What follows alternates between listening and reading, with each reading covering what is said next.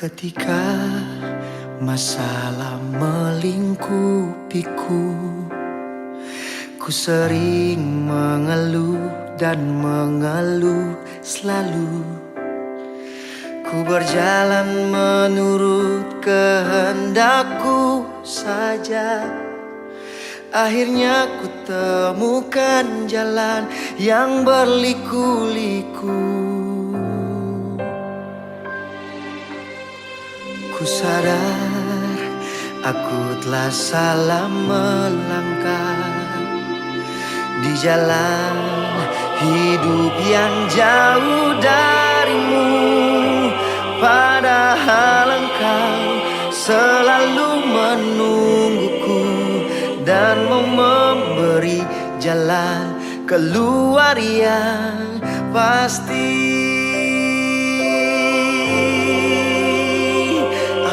Haleluya, Shalom. Saya Letnan Yonas Kartodarsono. Sungguh senang bisa berjumpa dengan saudara. Sekalipun mungkin perjumpaan kita hanya lewat jaringan melalui fasilitas teknologi ini, namun saya meyakini tidak akan membatasi persekutuan dan persaudaraan yang kita jalin bersama-sama dengan Tuhan. Saudaraku, sebelum kita masuk dalam perenungan firman Tuhan, saya ajak kita sekalian untuk berdoa. Bapa kami dalam kerajaan surga, Bapa yang kami sembah dalam nama Tuhan Yesus, kami bersyukur karena kasih dan setia Tuhan memampukan kami untuk terus menjalani hidup yang Tuhan izinkan untuk kami nikmati. Terima kasih karena kami dilayakkan untuk datang dan bersujud di hadirat Tuhan, menikmati dan bersukacita di dalam kekudusan Tuhan. Saat ini ya Bapa, kami akan bersama-sama mendengarkan dan merenungkan kebenaran firman Tuhan. Sucikan pikiran, hati, dan sikap kami, agar dengan pertolongan Roh Kudus kami dapat memahami, memperkatakan, bahkan melakukan firman Tuhan itu dalam kehidupan kami. Terima kasih ya Bapa. Dalam nama Tuhan Yesus kami berdoa. Amin. Saudara yang diberkati oleh Tuhan, pada hari ini kita akan membahas atau merenungkan satu tema yang menarik. Kekudusan di dalam takut akan Allah. Satu pembacaan firman Tuhan di dalam 2 Korintus 7 ayat 1. Saudara-saudaraku yang kekasih, karena kita sekarang memiliki janji-janji itu, marilah kita menyucikan diri kita dari semua pencemaran jasmani dan rohani, dan dengan demikian menyempurnakan kekudusan kita dalam takut akan Allah. Ayat ini mengajak kita untuk merenungkan pentingnya kekudusan yang didasari oleh takut akan Allah. Kekudusan bukanlah sesuatu yang dapat dipandang sebelah mata, tetapi merupakan panggilan yang serius bagi setiap orang yang mengaku sebagai pengikut Kristus. Dan di awal perenungan kita pada hari ini, kita terlebih dahulu melihat konteks mengapa Paulus menulis surat yang kedua ini kepada jemaat di Korintus. Pada waktu itu, jemaat di Korintus mengalami begitu banyak permasalahan, perpecahan jemaat, dan pengaruh budaya Yunani, juga dosa-dosa yang mereka lakukan. Paulus melihat bahwa jemaat di Korintus tidak lagi menghargai karya salib Kristus yang telah diterima atau diberikan bagi mereka. Dan Paulus menulis surat yang kedua ini juga sebagai sebuah konfirmasi karena jemaat di Korintus meragukan kerasulan Paulus. Sehingga kalau kita baca secara keseluruhan surat atau kitab Korintus ini, kita akan melihat begitu banyak pengajaran yang diberikan oleh Rasul Paulus kepada jemaat di Korintus agar mereka melihat kembali esensi kematian Kristus di dalam kehidupan orang percaya. Termasuk yang akan kita bahas bersama-sama pada hari ini, yaitu tentang kekudusan. Jika kita melihat ayat yang sudah kita baca tadi, maka kita pertama-tama disadarkan bahwa kita memiliki janji-janji yang besar dari Allah.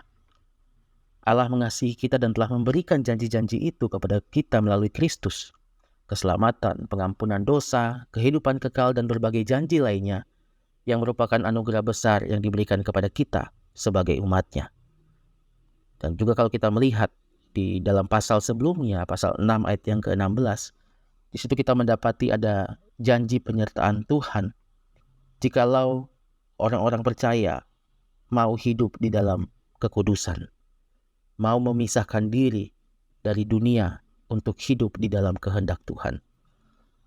Oleh karena itu, saudaraku, sebagai orang percaya, kita harus merespon anugerah ini dengan benar, dengan rasa hormat, dengan rasa takut akan Allah. Takut akan Allah bukan berarti takut dengan ketakutan yang menghancurkan, melainkan pengertian takut akan Allah di sini ada rasa hormat, rasa takjub, dan kekaguman kita yang tinggi kepada Tuhan. Kita melihat Allah sebagai pribadi yang kudus dan sempurna, yang maha kuasa dan maha bijaksana.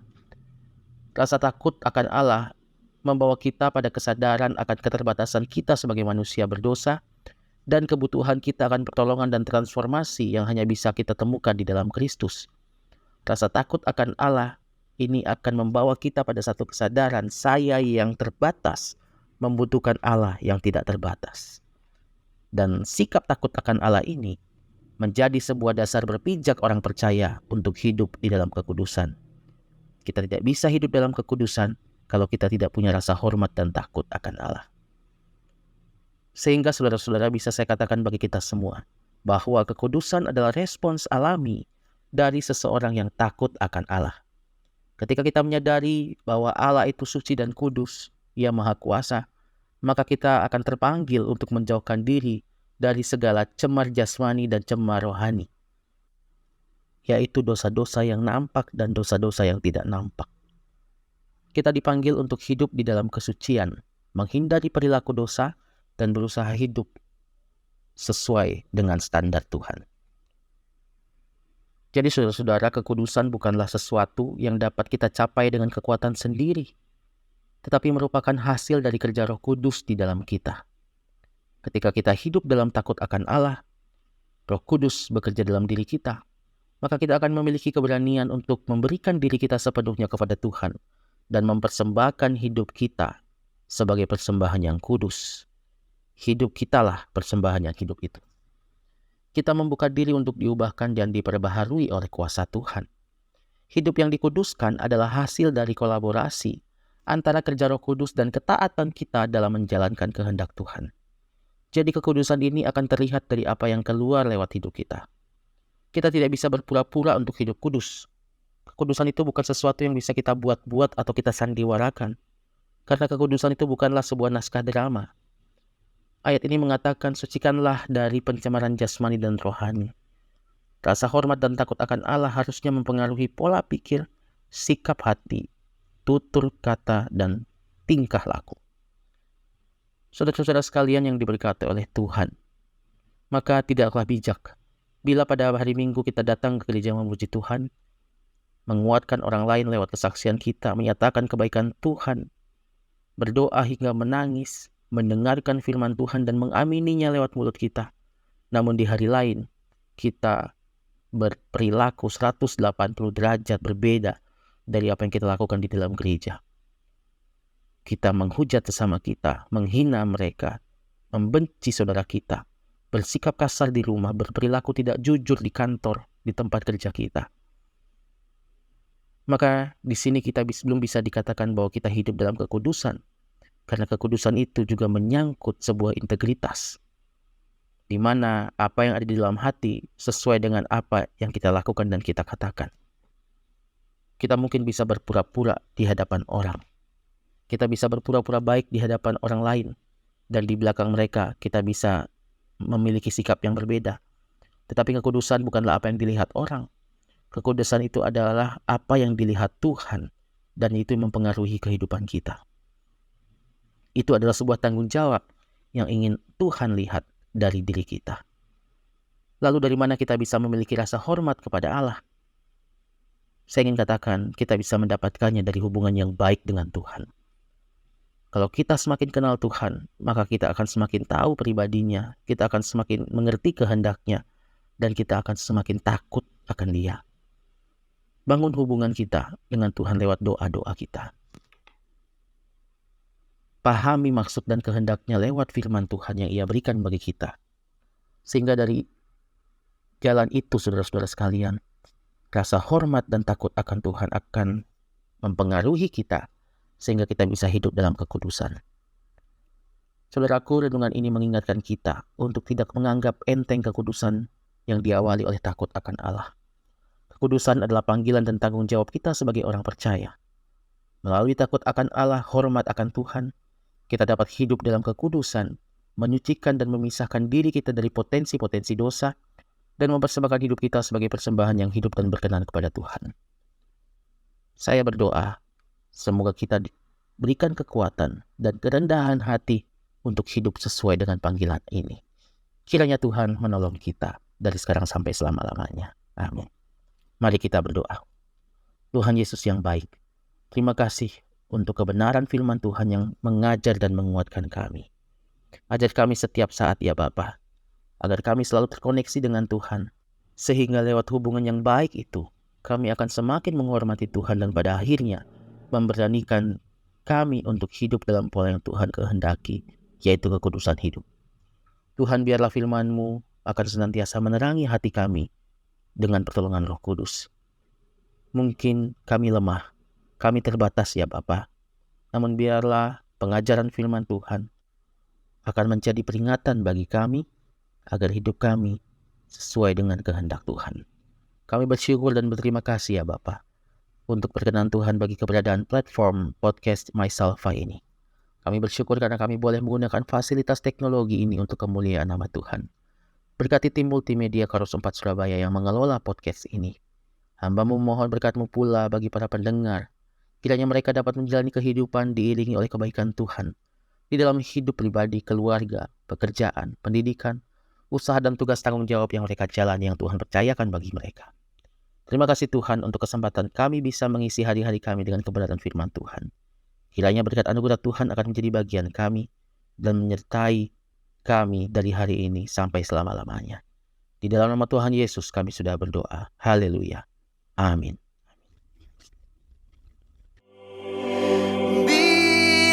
Biarlah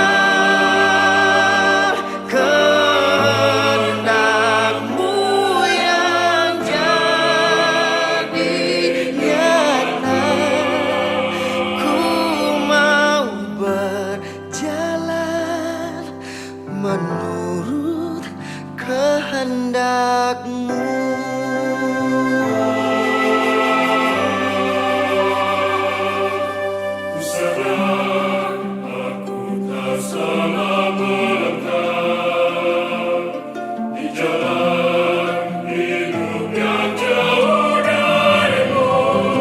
Padahal Engkau selalu menungguku dan mau memberi jalan keluar yang pasti. Aku sadar hanya kehendak-Mu, Bapa.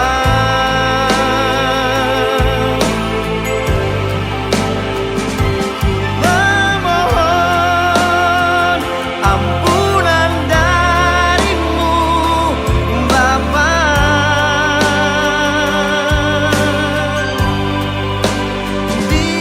Biarlah kehendak-Mu yang jadi nyata.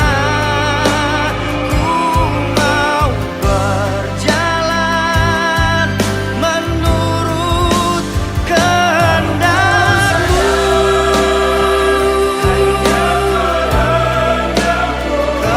Kehendak-Mu, Bapa. Aku mohon ampunan dari-Mu, Bapa. Dari-Mu, Bapa. Biarlah kehendak-Mu yang jadi nyata. Ku mau berjalan menurut kehendak-Mu.